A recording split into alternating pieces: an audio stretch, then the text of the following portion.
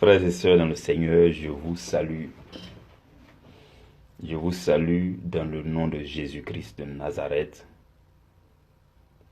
Et je vous dis bienvenue à cette émission. Nous allons commencer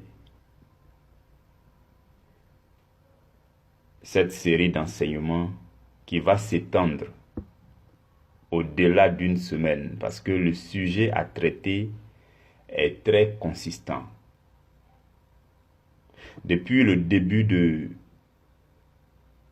de cette saison d'enseignement, nous avons annoncé qu'on allait partir jusqu'à 7 semaines.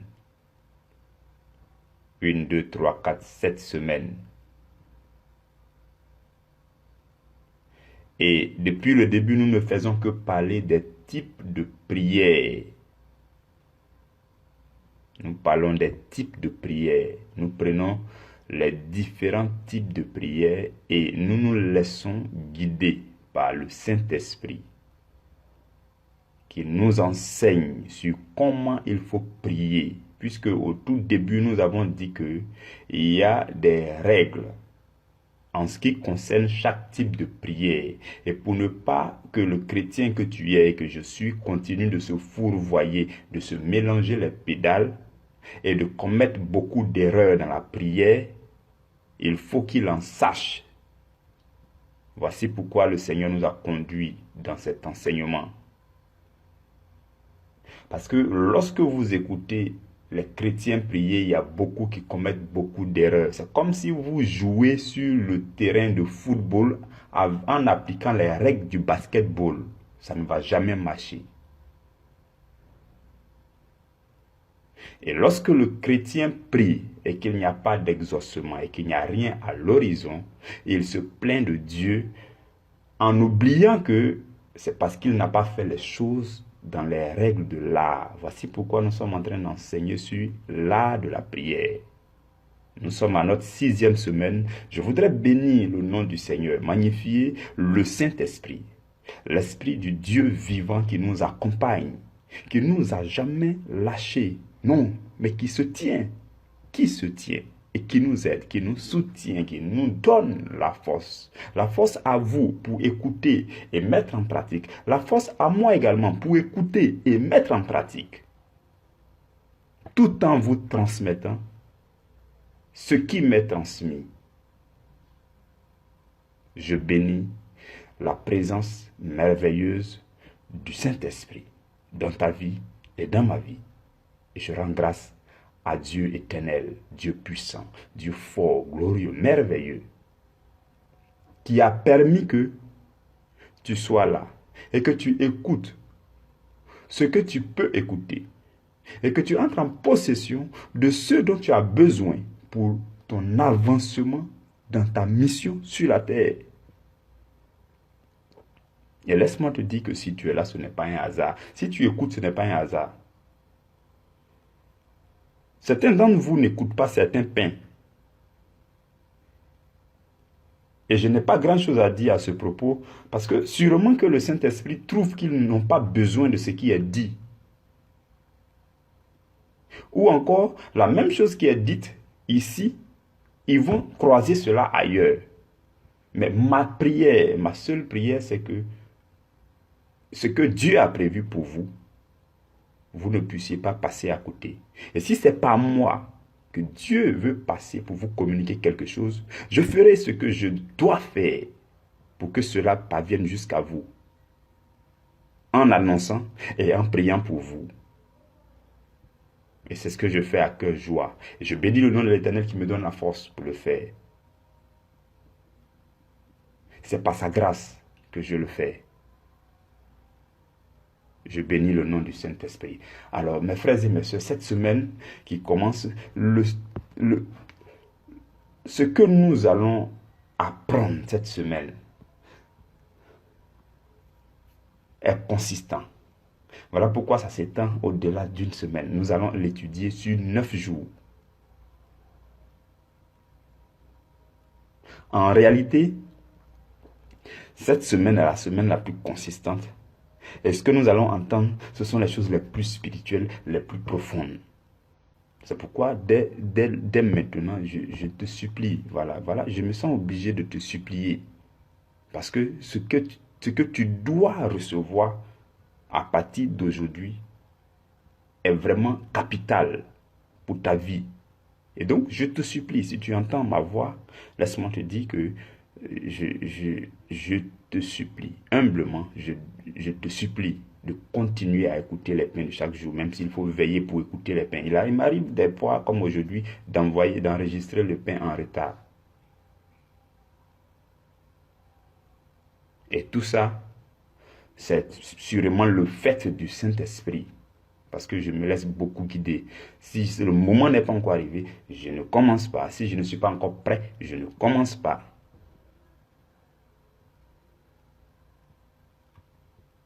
Mais il faut que tu restes connecté tout au long de cette semaine. J'imagine qu'il y a certains, le pain qui est enregistré le vendredi nuit, c'est-à-dire le pain de samedi, beaucoup n'écoutent pas peut-être parce que ça débouche sur le week-end. Alors que là, le pain là, il faut l'écouter au moment où il a été transmis. Parce que c'est une question de temps aussi. Voilà, donc au moment où il a été transmis, si tu l'as écouté, c'est vrai, on appelle ça la nourriture fraîche, qui transmet aussi l'onction fraîche. Bon, maintenant, si tu décides de l'écouter le dimanche soir ou bien le lundi matin, ça devient la nourriture couchée. Bon, peut-être que la nourriture spirituelle couchée aussi, c'est beaucoup plus doux. Je n'en sais pas grand-chose. Mais ce que je souhaiterais, c'est que vous et moi, nous partions ensemble. Nous allons y aller calmement. Mes frères et mes soeurs, je veux enseigner. Je demande au Saint-Esprit de me permettre d'enseigner, de ne pas faire la prédication. Je veux vous enseigner parce qu'il y a beaucoup de choses à découvrir dans la parole au sujet du parler en langue. Parce que c'est un sujet qui fait beaucoup de polémiques et de discussions. C'est un sujet dont le chrétien a besoin d'en savoir beaucoup à travers la Bible, d'écouter calmement. Peut-être que vous-même qui m'écoutez, vous avez une autre conception de la chose, mais je vous invite à écouter ce que je vais vous présenter sous la motion du Saint-Esprit. Et peut-être que ça va changer vos manières de voir les choses. Donc cette semaine, dans notre grande saison de cette semaine, d'enseignement, cette semaine particulièrement, nous allons parler, enfin le premier 7 c'est le chiffre 7, le deuxième 7 c'est cette semaine, voilà. Donc nous allons parler de la prière dans l'esprit. Nous allons parler de la prière dans l'esprit. Et aujourd'hui, qui est le tout premier jour, nous allons faire un bref aperçu sur l'ensemble des dons spirituels. Nous allons y aller rapidement. L'ensemble des dons spirituels. L'ensemble des dons spirituels et leurs manifestations. Mes frères et mes sœurs, les dons spirituels, de façon générale, voici ce qu'il faut comprendre. Les dons spirituels, c'est l'ensemble des capacités surnaturelles communiquées par le Saint-Esprit pour faire l'œuvre de Dieu.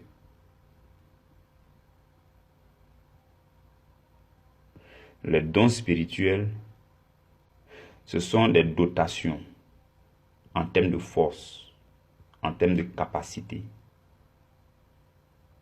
pour accomplir les choses de Dieu. En fait, personne ne peut faire l'œuvre de Dieu avec une force humaine. Ça n'aboutira pas. Vous pouvez commencer l'œuvre de Dieu avec vos propres forces. Parce que même vos propres forces, c'est Dieu qui vous les a données. Et Dieu, quand il nous donne quelque chose, il veut savoir si on utilise cette chose pour sa cause. Il nous demande, la plupart du temps, il nous demande ce qu'il nous a donné. Il nous redemande ce qu'il nous a donné pour voir si nous sommes accrochés à ce qu'il nous a donné ou bien si nous voulons nous accrocher à lui. Souvenez-vous d'Abraham. Dieu a donné un seul enfant à Abraham et après il vient dire à Abraham, donne-moi l'enfant. pour voir si tu m'aimes ou bien si tu aimes plus l'enfant auquel j'ai attaché la promesse. Abraham n'a pas hésité à donner le seul enfant. Et Dieu ne l'a même pas laissé donner l'enfant et Dieu a multiplié pour lui donner. Donc, Abraham est devenu le père d'une multitude. De sorte que la santé que vous avez, c'est Dieu qui vous l'a donnée. Si vous consacrez cette santé pour l'œuvre de Dieu, Dieu va multiplier votre santé. Il va multiplier votre vigueur. La maladie va même plus s'approcher de toi et vous aurez une santé abondante. De la même façon, Dieu nous donne une volonté de base, une sagesse de base. Nous avons la capacité de réfléchir, de raisonner, de prendre des décisions. Mais après, il vient nous dire, laisse ta volonté de côté, applique ma volonté. Pour voir si tu es accroché à ta petite sagesse, ta petite et pauvre sagesse qui fait qu'on t'appelle intellectuel, ingénieur, docteur, quelque chose là. Donc, c'est pour voir si tu es accroché à ça ou bien si tu peux t'accrocher à ma sagesse spirituelle que je communique à travers ma parole. Dieu vient et il te dit ça.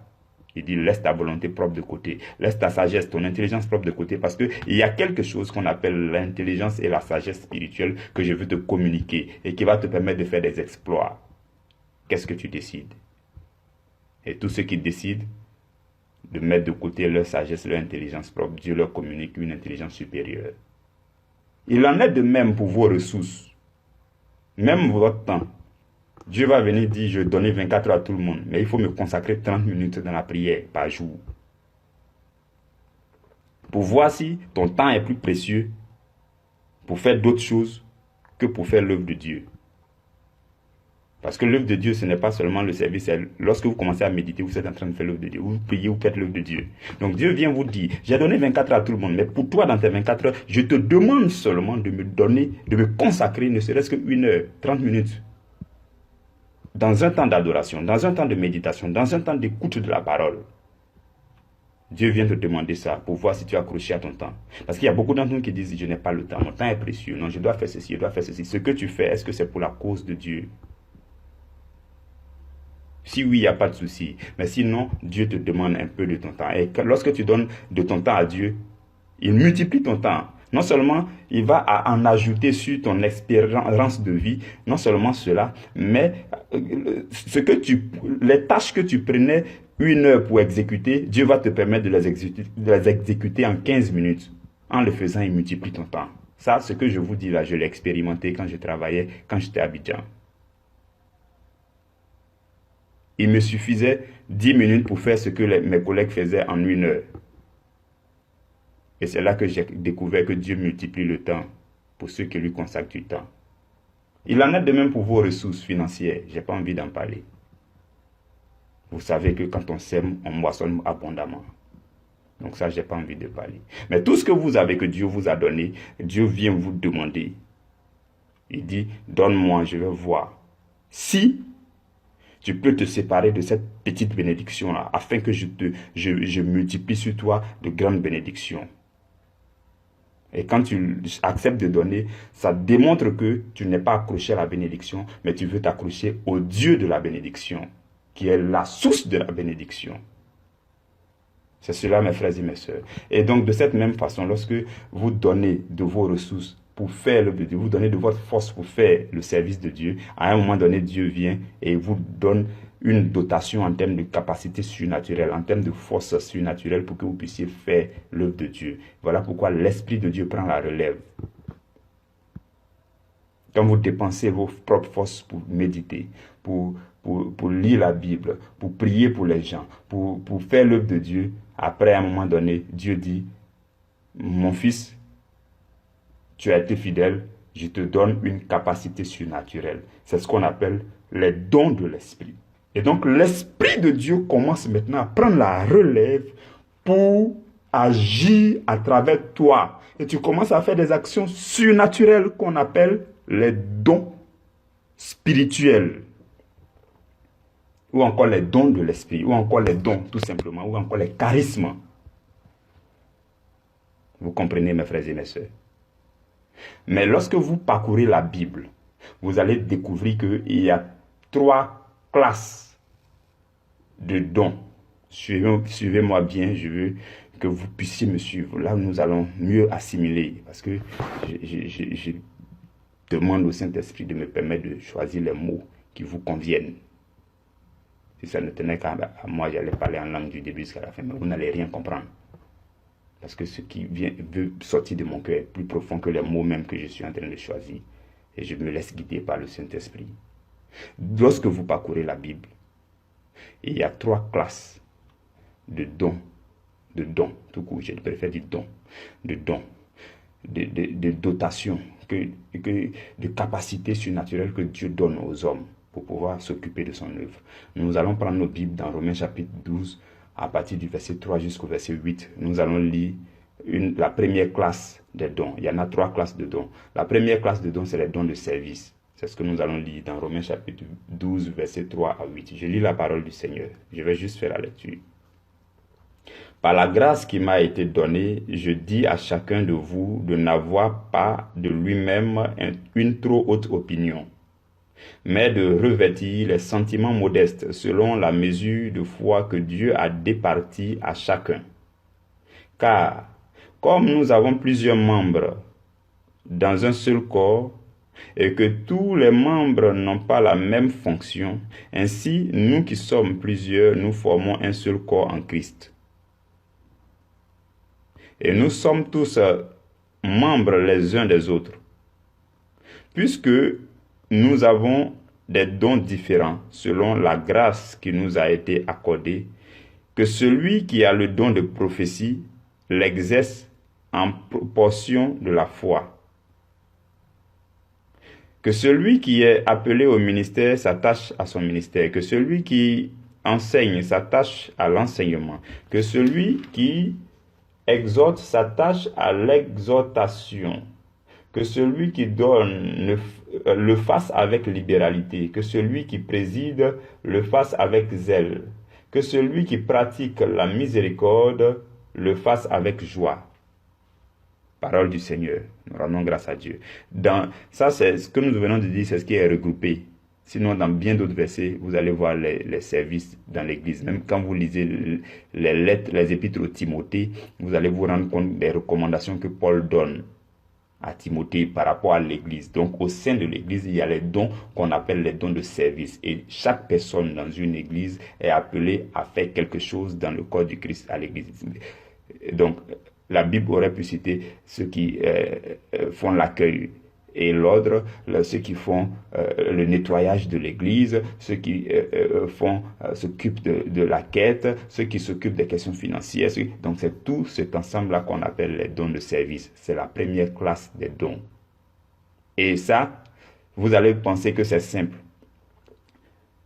Mais vous avez besoin d'une force surnaturelle pour le faire.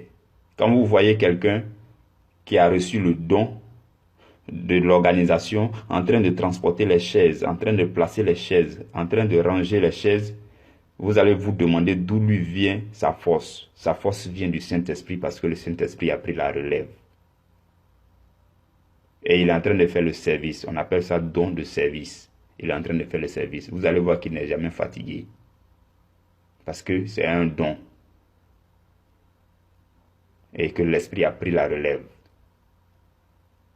Donc c'est ça la classe des dons de service. Et ceux qui... Vous allez voir aussi que si quelqu'un le fait en se plaignant, c'est que cette personne n'a pas encore eu la relève. Le Saint-Esprit n'a pas encore pris la relève. C'est que cette personne continue d'utiliser ses propres forces. Parce que vous devez utiliser souvent votre propre force jusqu'à épuisement avant que l'Esprit prenne la relève. Donc ça, c'est la première classe des dons. La deuxième classe des dons se trouve dans Éphésiens chapitre 4, du verset 10 au verset 15. Nous allons lire ensemble. Éphésiens chapitre 4, verset 10 au verset 15. Si vous avez votre Bible, n'hésitez pas à parcourir avec moi, c'est très important. Nous sommes rassemblés en esprit. C'est une union d'esprit. Chacun chez lui, nous méditons la parole. Le Saint-Esprit est omnipotent, omniprésent, omniscient. Faisons tout ensemble. Donc, Éphésiens, chapitre 4. Éphésiens, chapitre 4, à partir du verset 10. Je nous lis la parole du Seigneur. La Bible dit,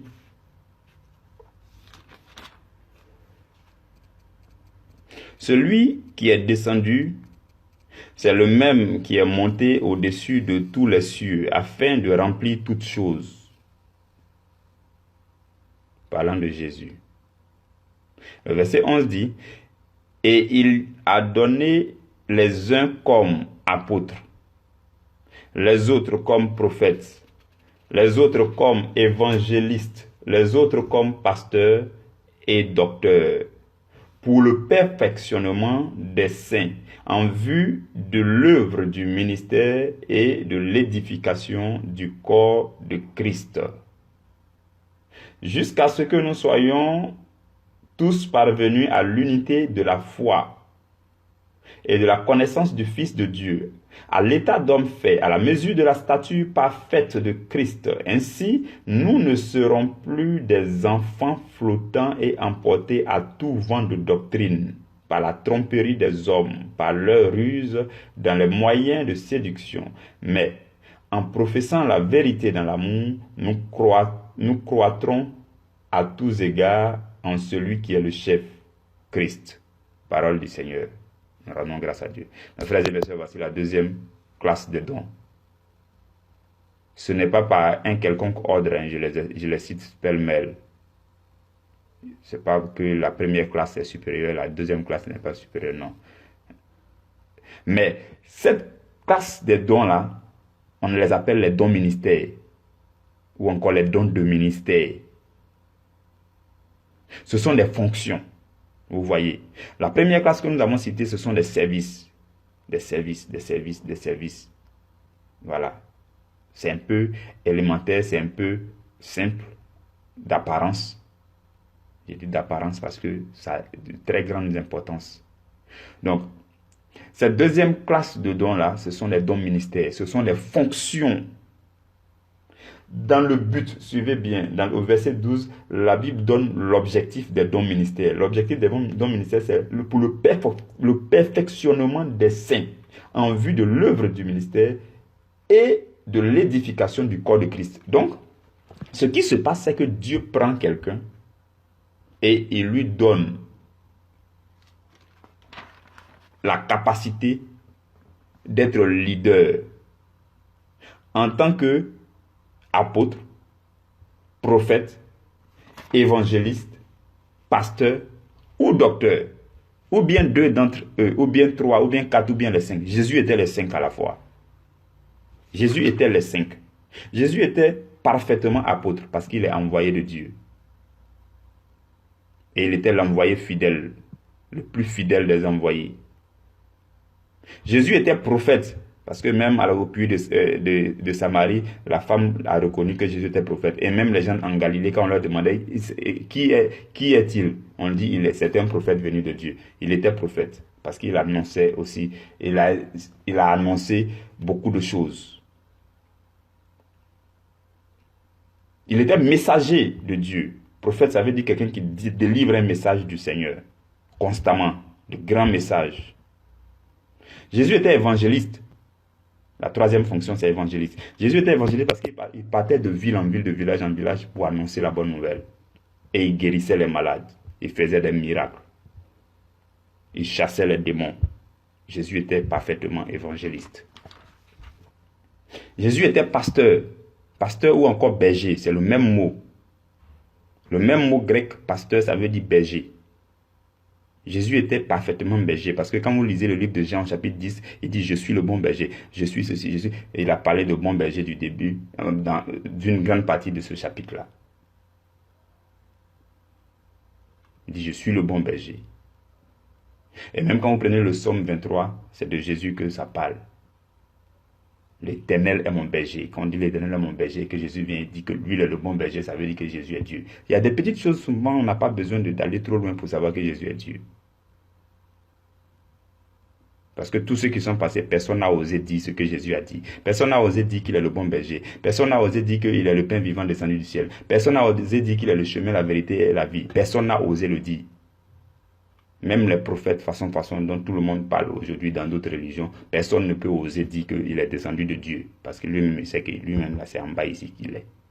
Jésus a osé le faire. Même devant Ponce Pilate, il a dit qu'il est roi et que son royaume n'est pas de ce monde.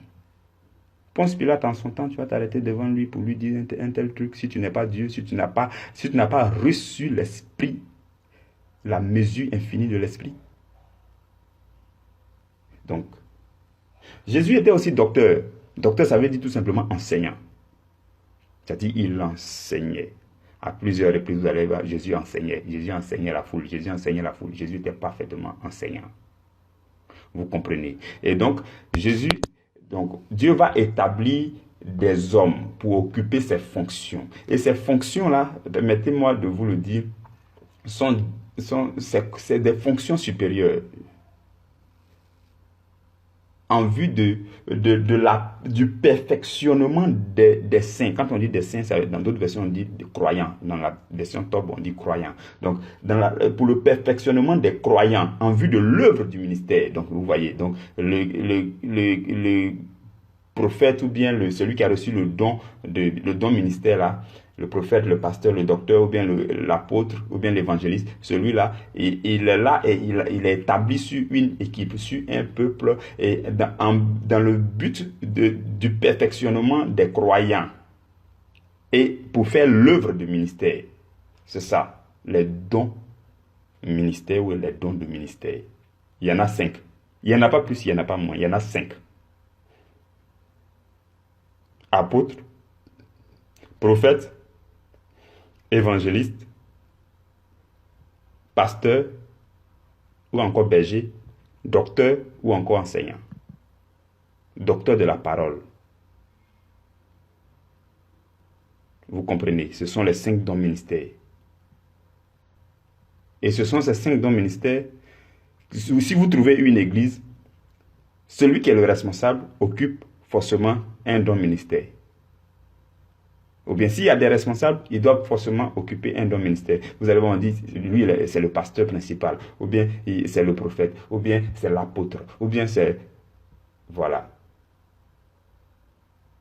C'est tout à fait ça. Donc c'est la deuxième classe des dons. Je ne sais pas si vous me suivez. Nous avons déjà parlé de la première classe des dons. Et nous sommes en train de parler de la deuxième classe des dons, qu'on appelle les dons ministères, qui permettent d'exercer le ministère, de faire l'œuvre de Dieu. En général, ces 5 dons ministères-là, il faut être appelé pour les faire.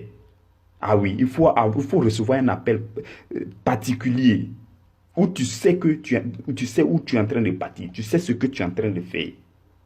Il faut avoir reçu un appel particulier. Et puis, si tu as reçu l'appel, il faut que tu te sois préparé pour ça pendant un bon moment, avant que l'appel commence, avant que l'œuvre commence. C'est cela, les dons ministères.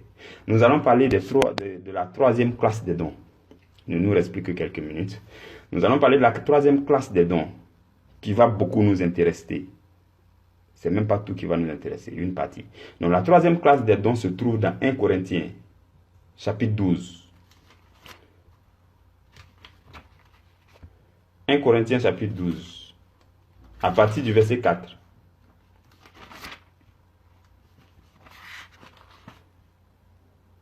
Donc la première classe, on les appelle les dons de service. La deuxième classe, on les appelle les dons ministère ou encore les dons de ministère. Et la troisième classe, on les appelle les dons spirituels ou encore les dons de l'esprit.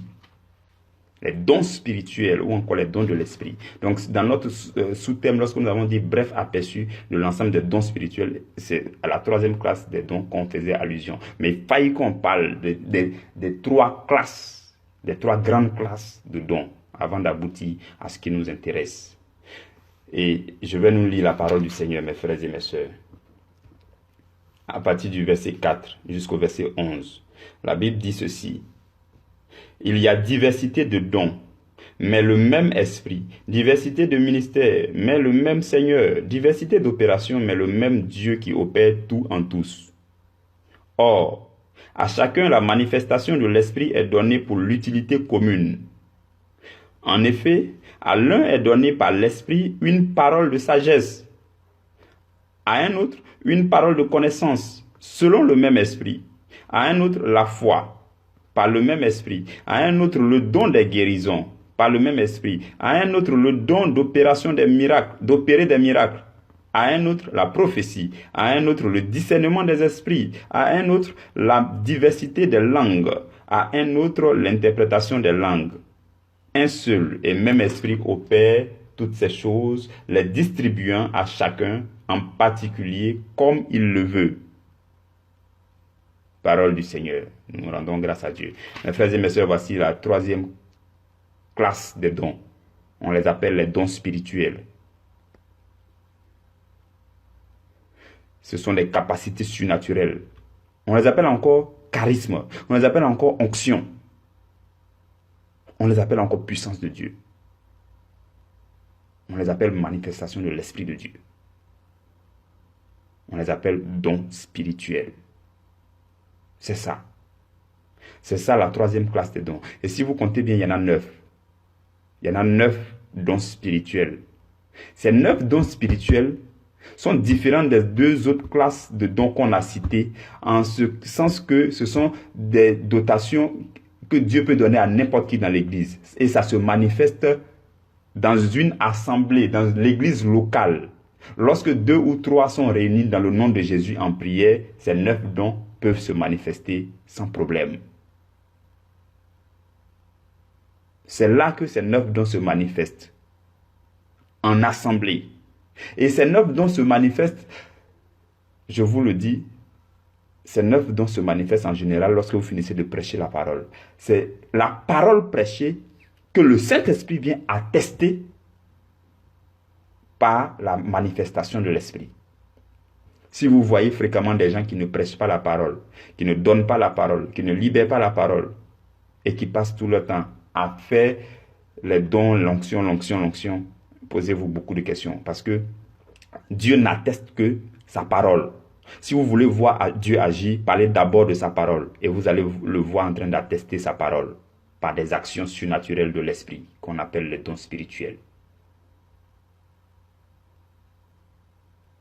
C'est cela, mes frères et mes sœurs. Il y en a 9. Et je voudrais rapidement terminer pour vous dire, oh, il est l'heure. D'accord. Demain, nous allons en parler, mes frères et mes sœurs. Nous allons en parler avant de commencer le sous-thème de demain. Ce que je voulais dire pour terminer, c'est que les 9 dons là sont regroupés par catégorie, par 3 catégories. Il y a les dons d'inspiration, qui sont 3 parmi les 9. Il y a les dons d'inspiration, j'ai déjà dit dons d'inspiration. Il y a les dons de puissance, qui sont 3 aussi. Et puis, il y a les dons de révélation qui sont aussi 3. Demain, nous allons parler avant de commencer. Que la grâce de Dieu demeure chez vous. Demeurons connectés à ces moments d'enseignement. Que Dieu vous bénisse abondamment pour votre fidélité et votre humilité. Et que l'onction de Dieu transmise à travers ces paroles grandisse en vous. Au nom de Jésus. Amen.